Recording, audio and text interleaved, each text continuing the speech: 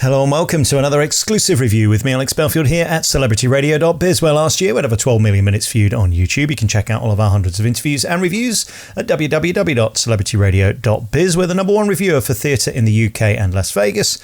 And tonight we went to see Dear Evan Hansen, the multi-award winning Broadway smash hit that's opening in the West End in 2019. We were delighted to join the sold-out house to see this world-renowned production and find out, is it worth the hype? The producers have done incredibly well, getting people excited about the fact it's sold out and you need to rush for tickets, and this is the best thing since sliced bread. Well, is it? What I can tell you is it has a 5-star star. It also has one of the most boring and depressing storylines I've ever experienced in my 25-year career in show business. What a week it's been. We found out on Sunday that you can't have men playing dames anymore. Then on Tuesday we found out that you can't clap in theatres because it offends people who've got sensitive ears. Then we find out you can't say ladies and gentlemen on Wednesday.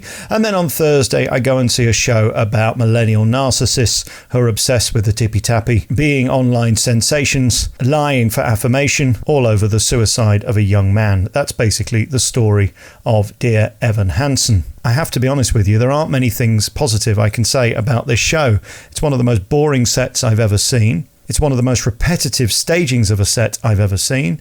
The music is, well, too cluttered at some points, too repetitive at others. The sound itself is very bassy and overwhelming in places. But there are two moments when the star gets to shine. The Dear Evan trolls have already ironically been on slagging me off, which is very interesting, isn't it? When you make a comment online now, unless you're part of the crowd that agrees with everyone, you're suddenly isolated, bullied, trolled, and called names like you're a dick, you don't know what you're talking about. And the irony that I tested earlier, putting out a negative tweet about this play to see what reaction I got, bearing in mind this is a show about a guy who kills himself, and then the lies and the fallout from social media. It's so ironic that these dopey millennials have completely missed the point. Fortunately, I'm not the kind of guy who's going to kill myself, although judging by their replies, they hope I was. My day started with a delay of 155 minutes on the train to London. I then went to see Phantom, a 5-star, magnificent, classy piece of theatre, which after 33 years is still timeless. Of course, we're recording this the day after the roof collapsed at the Piccadilly Theatre mid-performance. I have to tell you, there were points tonight where I wished it had fallen on me just to make a quick exit. But we did make it to the end, and it was for one reason only. And that reason is Dear Evan Hansen's star in the UK, Sam Tutty. Sam really is a piece of work. I mean, he's young and handsome, he's got great energy, but my God, he works his arse off in this production. He starts off innocent and gentle and fragile and ends up being commanding and owning his place on the stage. His transformation throughout the show is hugely impressive. At the end of Act 1, he has this amazing long 5 or 6 minute number where he just vocally shines. And it is tricky to shine in this show because a lot of it is deliberately missung, it seems, where it's either screamed or shouted or done what sounds like off key. Nevertheless, Sam does get to shine in this, and it is worth going to see only for him.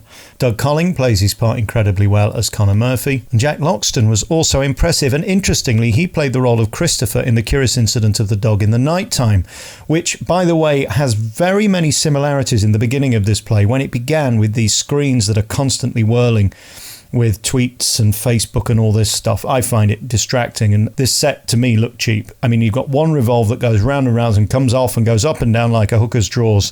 It's infuriating, but this is a very simple set. I guess I'm old-fashioned. What dawned on me about this production, that it is an American-style production.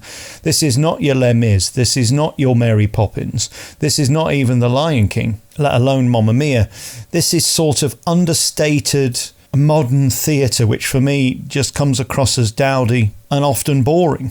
It's deliberately underplayed. Everything is meant to be real life, and even the topic itself of mental illness and depression and finding your true self. There's endless songs that go on and on about be yourself, find yourself, play with yourself. I wanted to take myself in hand and drag myself out the building. Jack has a beautiful personality that really shines in this piece. His comic timing is quite brilliant. This show is very sarcastic. It's very sort of American sarcasm, though. There's no campery to it. There's none of the British silliness of humour. There's no, as I say, double entendre or anything like that. It's sort of all facetious, cutting, zinger humour, which I find tiring after a minute. But again, this is a Broadway show that's won many awards. Listen, what do I know?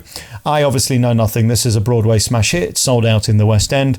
But I'm curious by the demographic of the audience. It seems to me if you're a millennial narcissist, you'll find this fabulous because it's all about finding your inner self and being tempted by the dark side of fame and popularity, and then suddenly having your epiphany and realising, in fact, you're just an arsehole. The only thing I can say about this show, the music is instantly forgettable. The set is one of the worst I've ever seen in the West End.